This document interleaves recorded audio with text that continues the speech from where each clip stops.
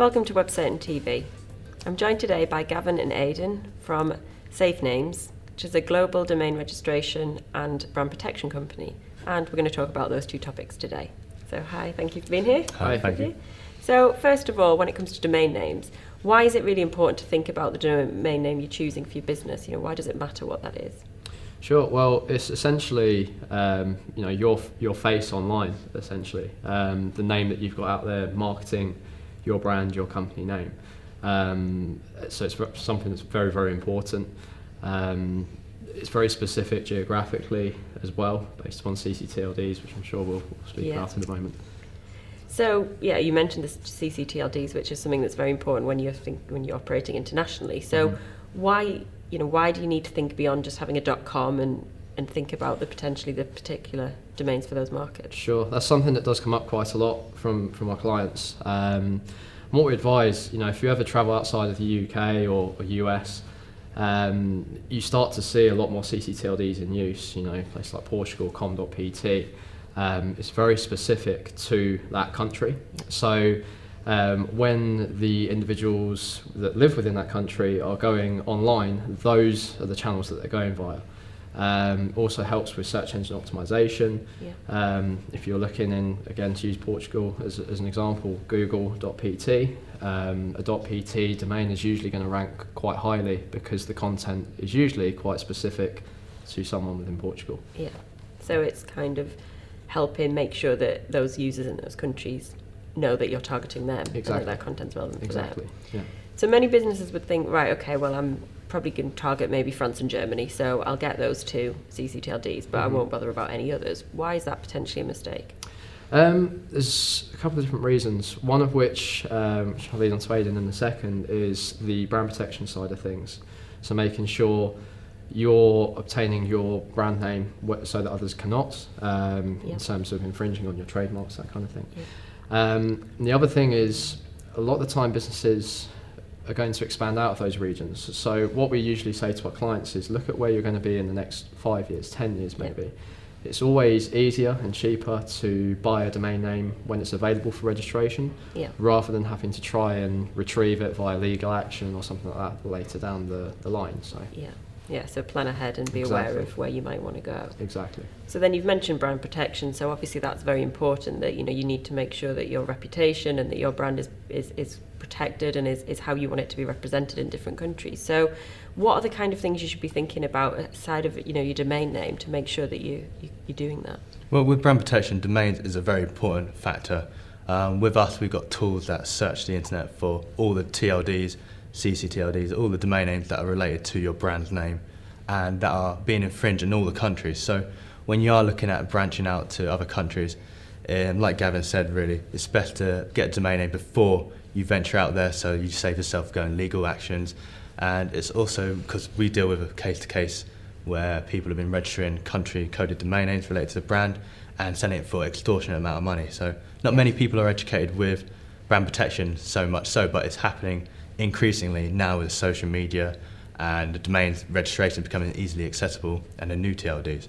So it's very important to kind of keep yourself steady and understand the threats that can occur if you don't plan now. There could be effects afterwards, really.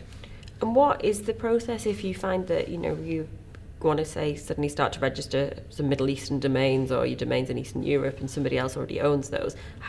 What are your rights if you own that that brand name to claim that back? Yes, it's interesting because every country tends to have its own jurisdiction.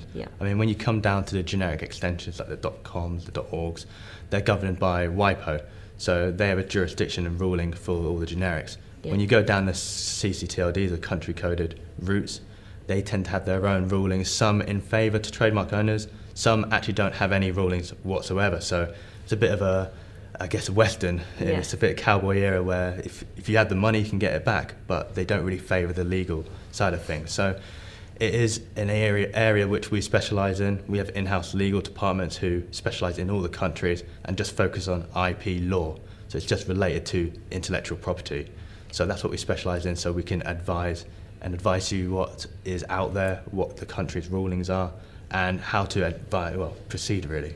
So is it also advisable then in terms of trademarks and things, because obviously trademarks aren't international, you do need to sometimes get those in specific countries. So is that something businesses often kind of overlook, actually making sure that their name is trademarked globally? Yes, I believe a lot of businesses are now opening their eyes to this, and a lot of new companies are understanding now that get the trademark in first and then establish the business and start trading under that trademark term.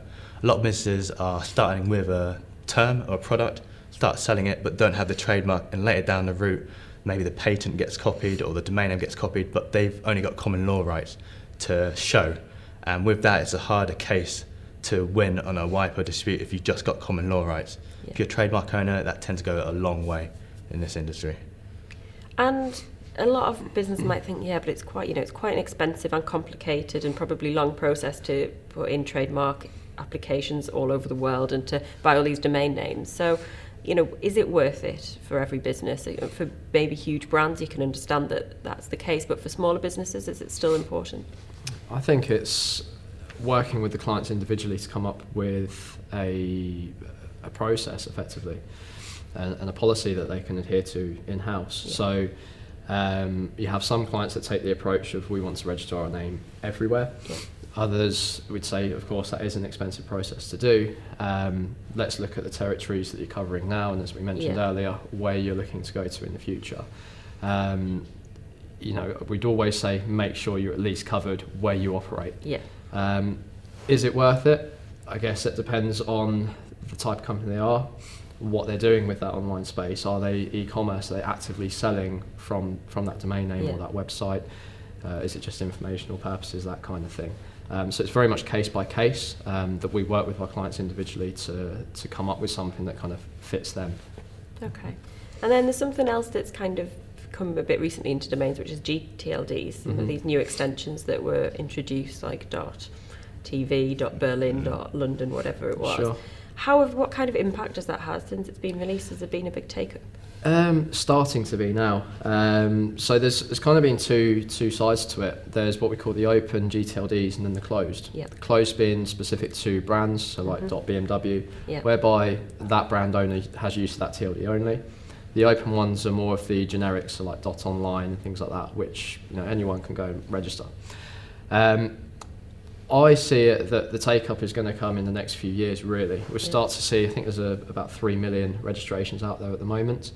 I think that number's going to increase quite steadily over the next couple of years.